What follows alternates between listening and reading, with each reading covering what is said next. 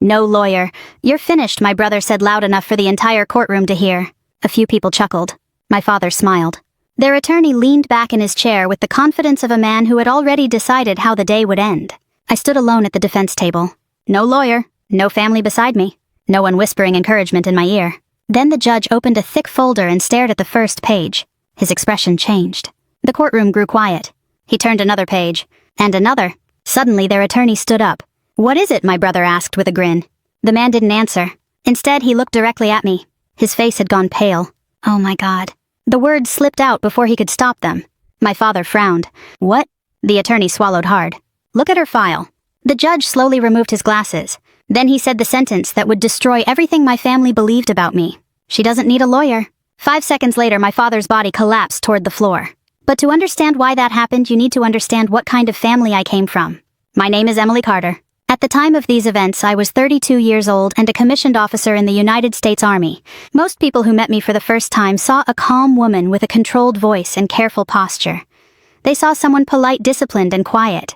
What they didn't see were the years that created that silence. I grew up in a small town in Ohio with my father, my mother, and my older brother, Jason. In our house, there was one simple rule. Jason mattered. I didn't. Nobody ever said those exact words. They didn't have to. You learn things through repetition. Jason forgot to do his chores. He was tired. I forgot to do mine. I was irresponsible. Jason got a C on a test. School wasn't for everyone. I got an A-. Why wasn't it an A? The older I became, the clearer the pattern became. My father worshipped my brother. He called him his legacy, his future. The son who would carry the family name. I was simply the daughter.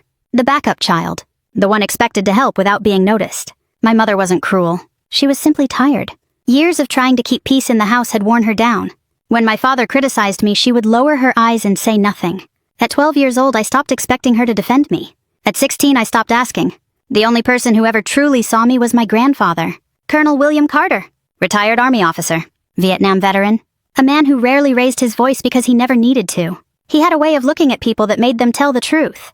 When I was 13, he found me sitting alone behind his garage after my father had spent 20 minutes explaining why my brother deserved a new truck, and I didn't deserve a scholarship celebration dinner. Grandpa sat beside me and handed me a bottle of root beer.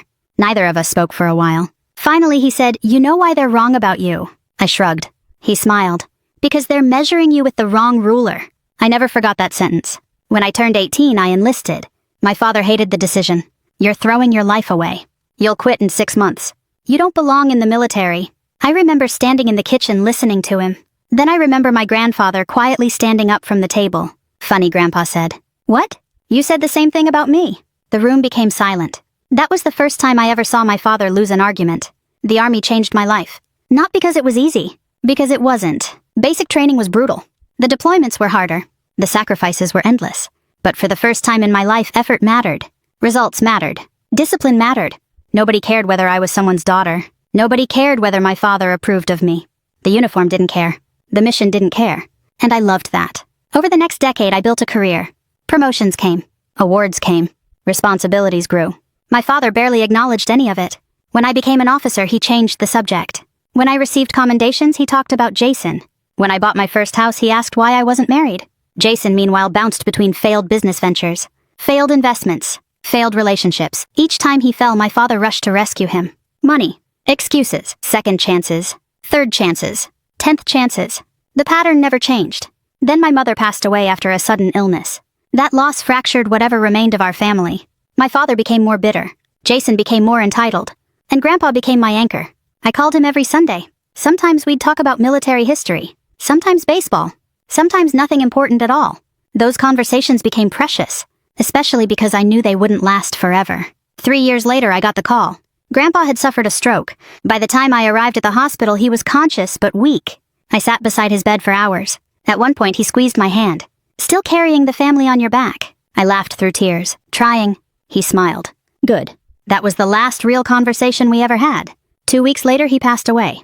The funeral brought everyone together. At least physically. Emotionally, we were miles apart. Jason spent most of the service checking his phone. My father accepted condolences like a politician greeting voters. I stood beside the casket and remembered the only man who had ever believed in me before I believed in myself. A week later, we gathered for the reading of the will. The attorney began calmly. A few personal items, some charitable donations, family keepsakes. Then everything changed. The largest asset in Grandpa's estate was a substantial investment portfolio and several properties accumulated over decades, worth millions, far more than anyone expected. The attorney adjusted his glasses. Then he read Grandpa's decision. The majority would go to me. Not Jason. Not my father. Me. The room froze. Jason actually laughed. He thought it was a joke. Then he realized it wasn't. My father's face turned red. What? The attorney repeated himself. Jason stood up. This is ridiculous. My father pointed at me. You manipulated him. The accusation hit the room like a gunshot. I stared at him. You don't actually believe that. Oh, I do. The attorney attempted to calm everyone. It didn't work. By the time the meeting ended, my father and brother were already discussing legal action. 3 weeks later, they filed suit. They claimed undue influence, manipulation, fraud. They wanted the will invalidated. They wanted everything, and they believed they would get it. Because for the first time in their lives, they were about to discover something they had never bothered learning about me.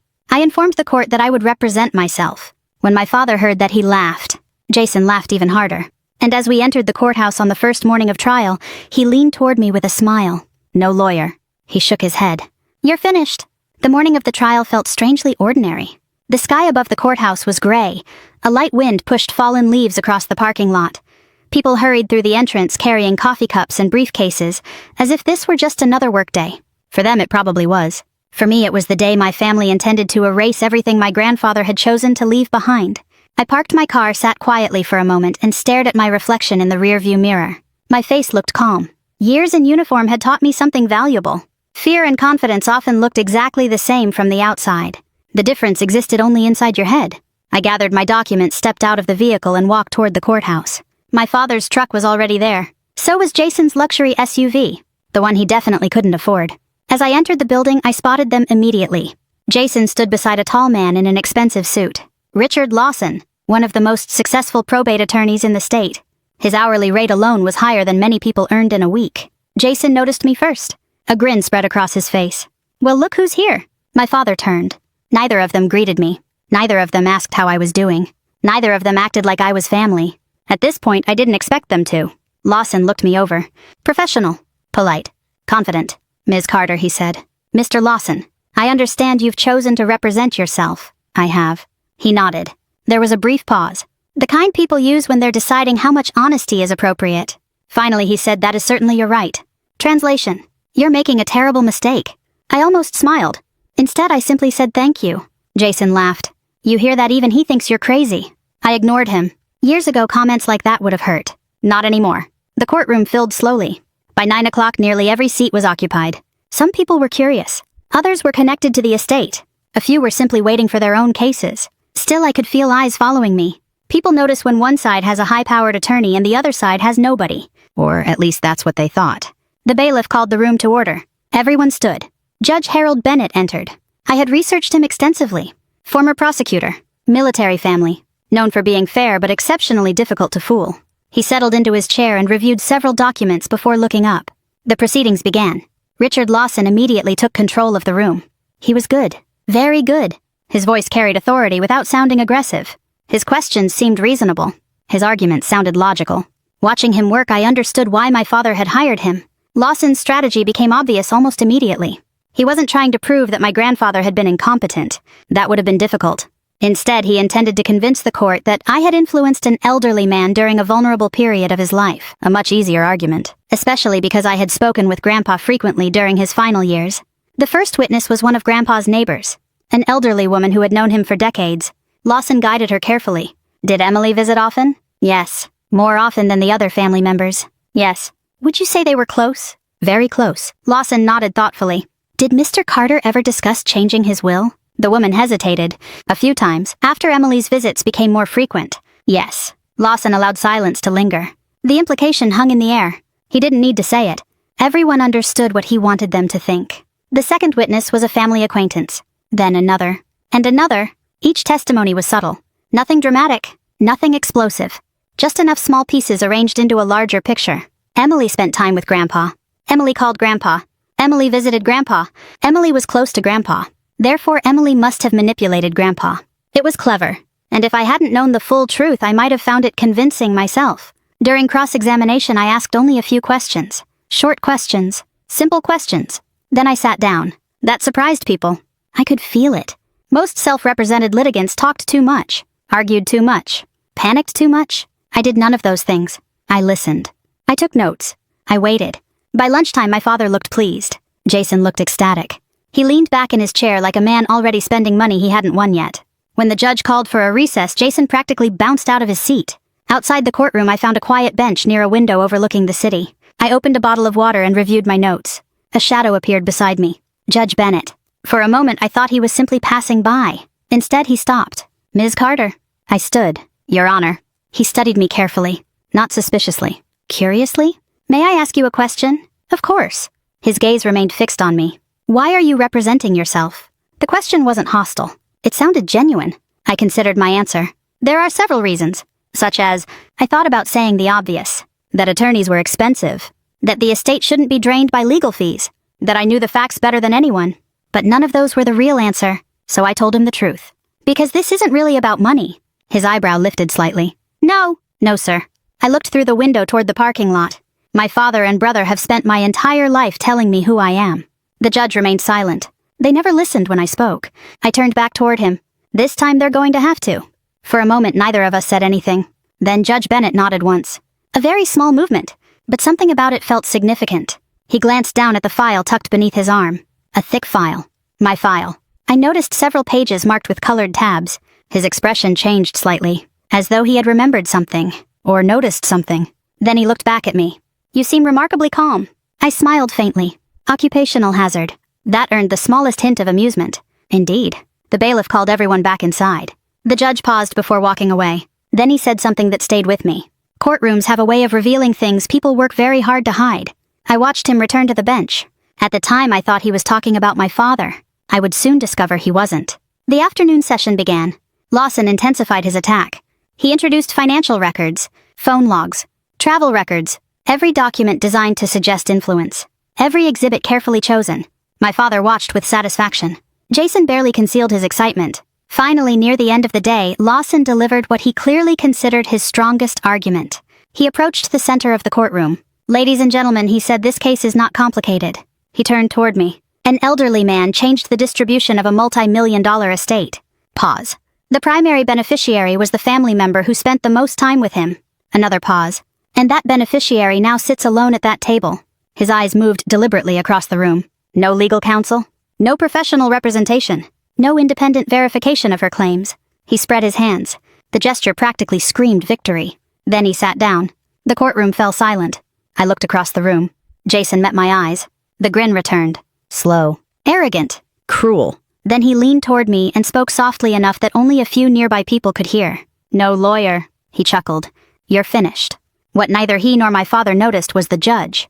Because at that exact moment, Judge Bennett wasn't looking at me. He was looking at my personnel file. And the expression on his face had completely changed. The next morning, I arrived at the courthouse 20 minutes early. Old habits die hard. In the Army, being on time meant arriving before everyone else. Anything less was late. The hallway outside courtroom 3 was nearly empty. A janitor pushed a cart past the entrance. A clerk carried a stack of files toward another office. Everything felt calm, ordinary, almost peaceful. It was difficult to believe that within an hour my entire family would begin unraveling. I sat quietly at the defense table and organized my documents. When my father and Jason entered, they looked energized, confident. The previous day had gone exactly the way they wanted. Their witnesses had performed well. Their attorney had controlled the room. And I had spent most of the proceedings listening instead of fighting back. To them, silence looked like weakness. That misunderstanding would become very expensive. Jason dropped into his chair and smirked. Sleep okay? I didn't answer. Probably not. My father laughed softly. Reality finally setting in. Still, I said nothing. Years earlier, their comments would have pulled me into an argument. Now they simply sounded familiar. Predictable. People reveal a great deal when they think they've already won. At precisely 9 o'clock, the bailiff called the court to order. Judge Bennett entered. Everyone stood. Then everyone sat. Something immediately felt different. The judge wasn't carrying the same file from yesterday. He was carrying two. One was the estate case. The other was much thicker. I recognized it instantly. My personnel record. Not the public version. The complete version. A file that contained years of evaluations, certifications, commendations, educational records, and government documentation. My pulse quickened slightly. Not from fear. From realization. The judge had done his homework. Across the aisle, Lawson seemed to notice the file as well. His expression tightened for a fraction of a second. Then the proceedings began. Lawson stood. Your Honor, before we proceed, the plaintiffs respectfully move for summary consideration regarding several evidentiary matters. The judge nodded. Go ahead. Lawson launched into a carefully prepared argument. He spoke for nearly 15 minutes. Every sentence reinforced the same idea. Emily Carter had influenced an elderly man. Emily Carter had benefited from that influence. Emily Carter had no legal basis to challenge the evidence presented. When he finished, he looked satisfied. The room remained silent. Then Judge Bennett turned toward me. Ms. Carter? Yes, Your Honor. Do you wish to respond? I stood. Briefly? Proceed. I walked toward the podium. No notes. No prepared speech. Just facts. Over the years, I had testified in military proceedings, administrative hearings, investigative reviews, and command inquiries. The setting was different. The pressure wasn't. For 10 minutes, I addressed each claim. Directly. Methodically. Without emotion. When I finished, I returned to my seat. Lawson appeared unimpressed. Jason looked amused. My father looked relieved. Then the judge began reviewing documents, one by one. The courtroom waited. 30 seconds passed. Then 60. Then 90. Finally, Judge Bennett removed his glasses. Mr. Lawson. The attorney stood. Yes, Your Honor. The judge tapped the thick personnel file. What exactly is your position regarding Ms. Carter's ability to represent herself? Lawson hesitated. The question seemed to surprise him. My position? Yes. Lawson adjusted his jacket. I believe self-representation places her at a significant disadvantage. The judge nodded slowly. I see. Then he opened the file. The sound echoed through the quiet room. One page. Then another. Then another. His eyes moved steadily down the documents. Suddenly he looked toward the plaintiff's table. She doesn't need a lawyer. The sentence landed like a hammer. Nobody moved. For a moment I honestly thought people hadn't heard him. Then Jason blinked. What? My father frowned. Lawson stared at the judge. Your Honor. Judge Bennett continued reading. She possesses extensive legal training. Silence. The judge turned another page. She has completed advanced military legal education. Another page. She has participated in federal investigations involving financial misconduct. Another page. She has testified under oath in numerous official proceedings. The room was completely still now. Even the spectators had stopped shifting in their seats. Then the judge looked directly at Lawson. According to this file, Ms. Carter has spent years handling matters more complex than this probate dispute. I saw something happen in Lawson's face, not fear. Recognition. The sudden realization that he had misjudged someone. He reached for the copy of my record provided to counsel. His eyes moved rapidly. Faster. Then slower. Then he froze. His face lost color. Literally, the man looked pale. Oh my God. He hadn't meant to say it aloud. The words simply escaped. Jason turned toward him. What? No answer. What is it? Lawson looked at him. Then at me. Then back at the file. Look at her record. My father leaned forward. Confused. Annoyed. What record? The attorney swallowed. I could almost see him recalculating the entire case. Every assumption. Every strategy. Every prediction. Gone. Because for the first time he wasn't looking at me as someone's daughter. He was looking at my professional history. And it told a very different story. The judge continued. Counsel, I suggest you proceed with the understanding that Ms. Carter is fully capable of representing herself. Yes, Your Honor. The confidence was gone from Lawson's voice. Not entirely, but enough, Jason noticed. So did my father. And neither understood why. The proceedings resumed. This time, however, everything felt different. The illusion had cracked. The image my family had built of me over decades was beginning to collapse. The next witness took the stand. One of the neighbors who had testified the previous day. Lawson conducted direct examination. Then the judge turned to me. Cross-examination. I stood. The witness smiled nervously. I approached slowly. Mrs. Reynolds, you testified yesterday that my grandfather discussed changing his will after my visits became more frequent. Correct? Yes. You're certain? Yes. I nodded. Can you tell the court when those conversations occurred? She gave several approximate dates. I waited. Then I opened a folder. Mrs. Reynolds, do you know where I was on those dates? She hesitated. Number. I handed a document to the bailiff. Military travel orders. Official records. The judge reviewed them. Then Lawson reviewed them. Then the witness reviewed them. On every date she had mentioned I was deployed overseas. Thousands of miles away. The woman stared at the paper. Confused. Embarrassed. I must have remembered wrong. You must have. A murmur spread through the courtroom. Small, but noticeable. I continued. Did my grandfather ever tell you I pressured him? Number. Did you ever witness me pressure him? Number. Did he ever seem afraid of me? Number. Then your testimony is based entirely on assumptions. The witness looked down. Yes. Thank you. I returned to my seat. The damage was immediate. One witness. 5 minutes. Years of assumptions destroyed. Jason no longer looked relaxed. My father shifted uncomfortably. Lawson rubbed his forehead.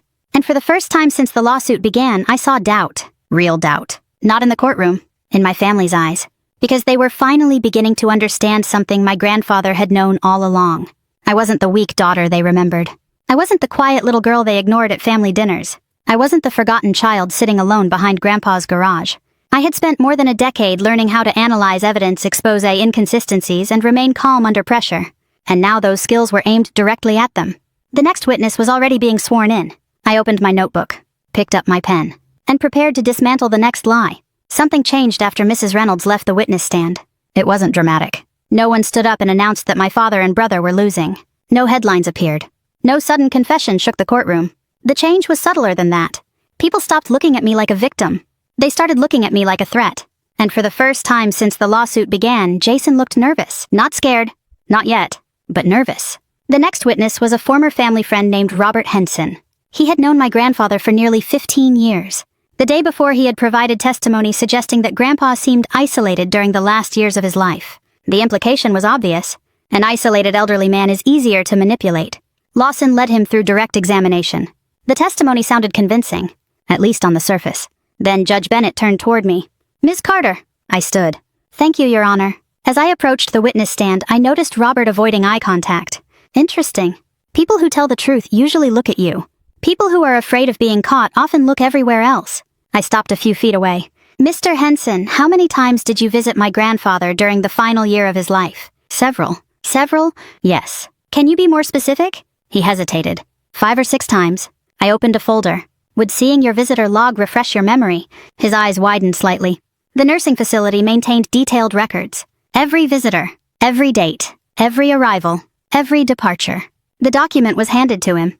He reviewed it. Silence. Then more silence. Finally, he cleared his throat. "Perhaps fewer than I remembered." "How many?" "Twice." A few heads turned in the audience. I continued. "Did either visit last more than 20 minutes?" "Number." "Did you speak with him regularly by phone?" "Number." "Did you have access to his medical records?" "Number." "Then how did you determine he was isolated?" The witness swallowed. "I assumed." The same word again. "Assumed." I let it hang in the air. Then I returned to my seat. Another witness weakened. Another piece removed. Another crack spreading through their case. By mid-afternoon, the atmosphere inside the courtroom felt entirely different from the first day.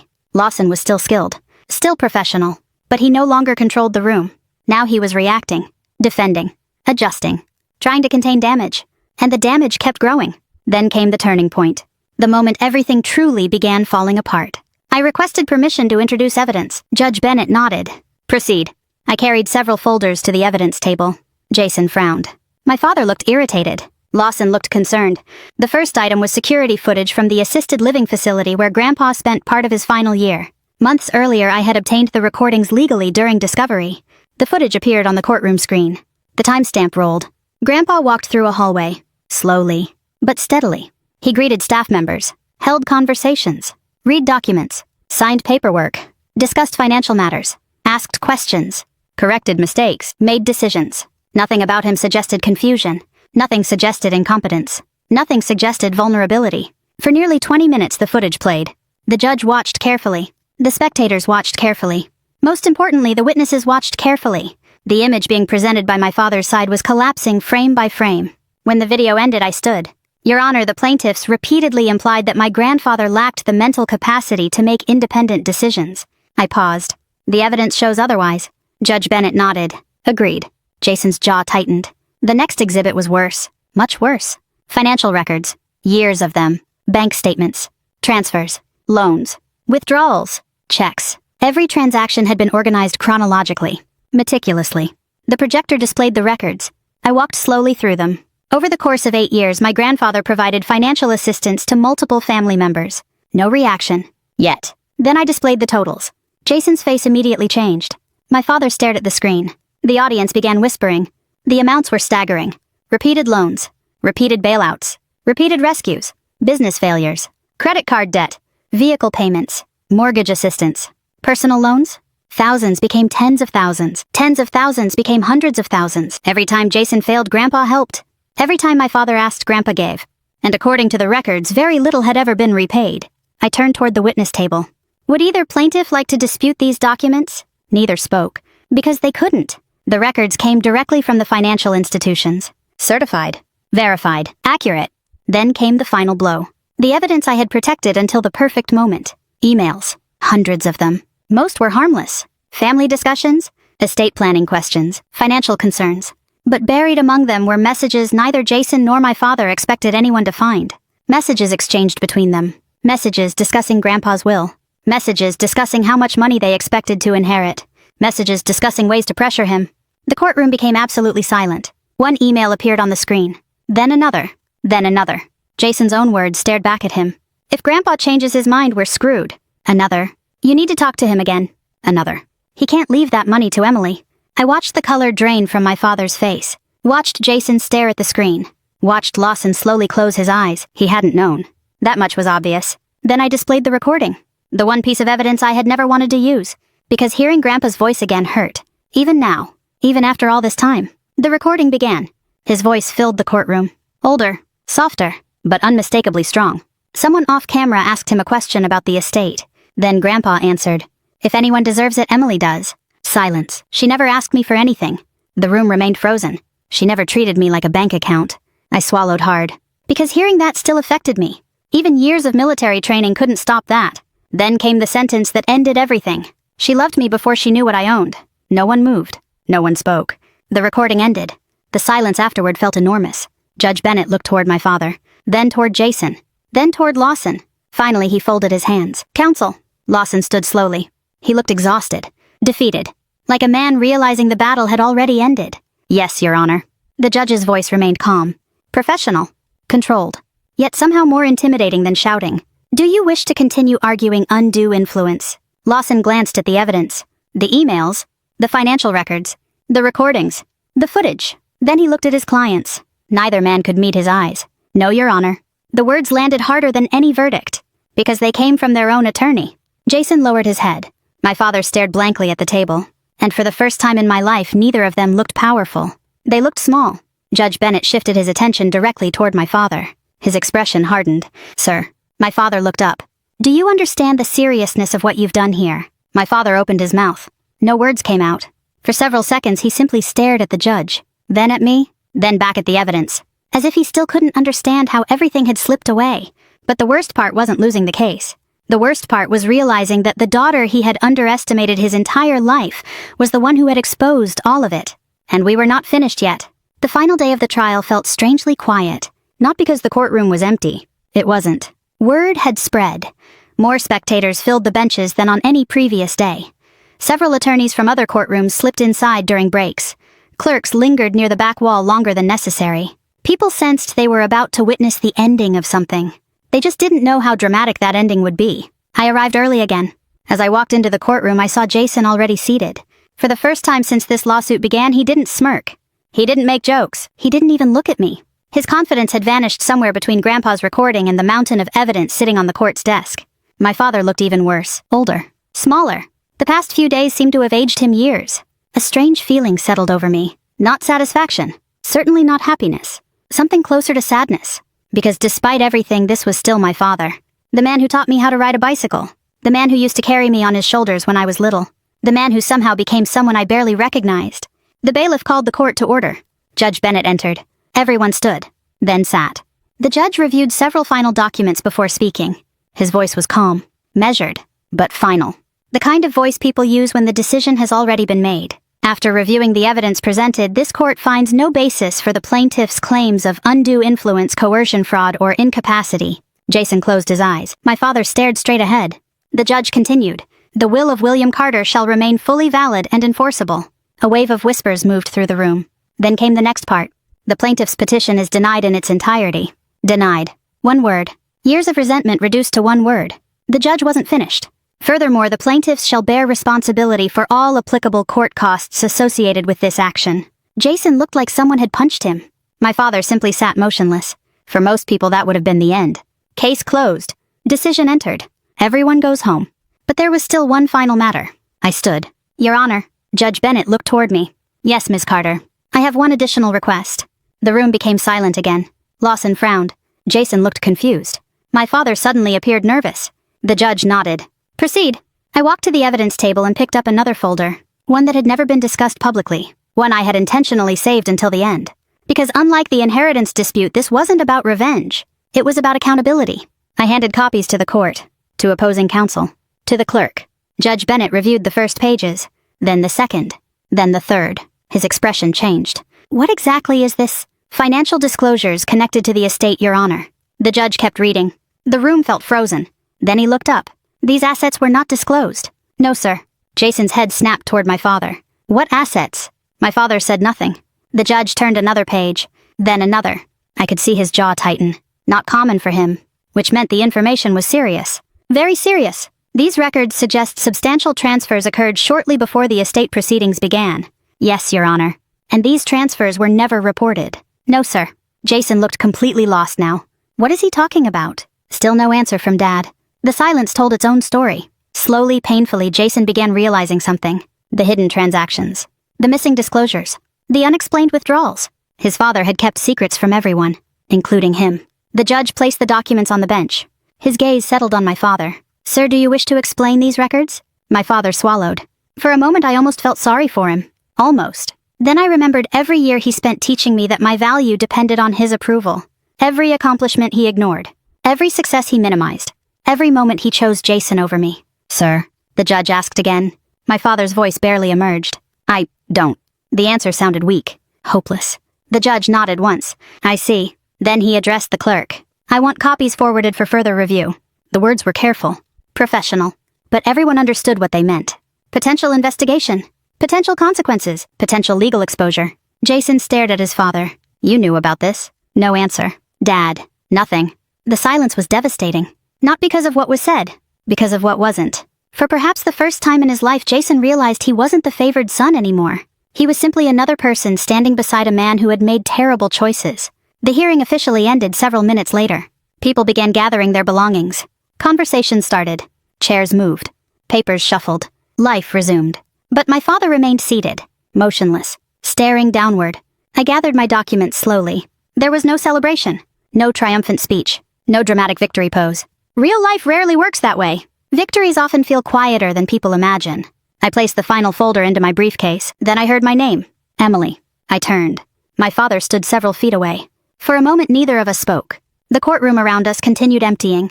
He looked exhausted. Not angry. Not defensive. Just tired. I never thought...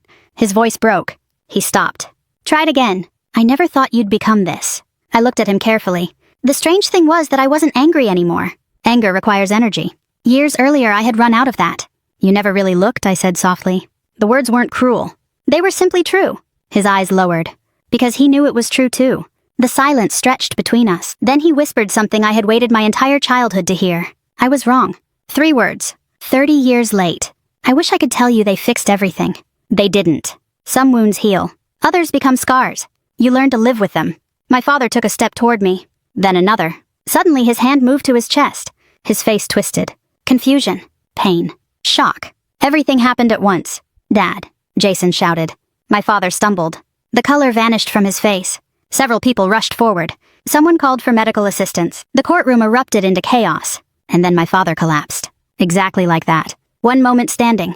The next on the floor. Jason dropped beside him. Dad, Dad? Panic filled his voice. Real panic. Not the arrogance. Not the entitlement. Just fear. Raw fear. I stood frozen. Not because I hated him. Not because I wanted revenge. Because despite everything, seeing your father lying on the courtroom floor never feels normal. The paramedics arrived quickly. They worked fast. Professional. Focused. Within minutes, they transported him from the courthouse. The room slowly emptied afterward. Jason left with them. For once, he had nothing to say. Neither did I. An hour later, I walked outside alone. The afternoon sun hung low above the city skyline. The air felt lighter somehow. Not because I had won. Because something was finally over. For years, I had chased my father's approval. Worked harder. Achieved more. Sacrificed more. Believing that eventually he would see me. Respect me. Choose me. But standing there watching traffic move through the streets, I finally understood something Grandpa had known all along. The people who refuse to see your worth cannot give you your value. Only you can do that.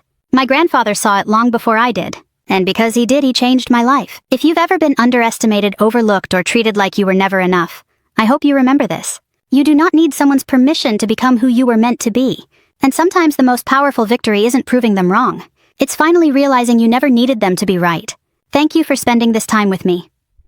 If this story touched you in any way, leave a comment and tell me where you're watching from. I'd love to hear your thoughts and your own experiences. And if you enjoy stories about resilience, family justice, and second chances, be sure to subscribe so you don't miss the next journey. We have many more stories to share together.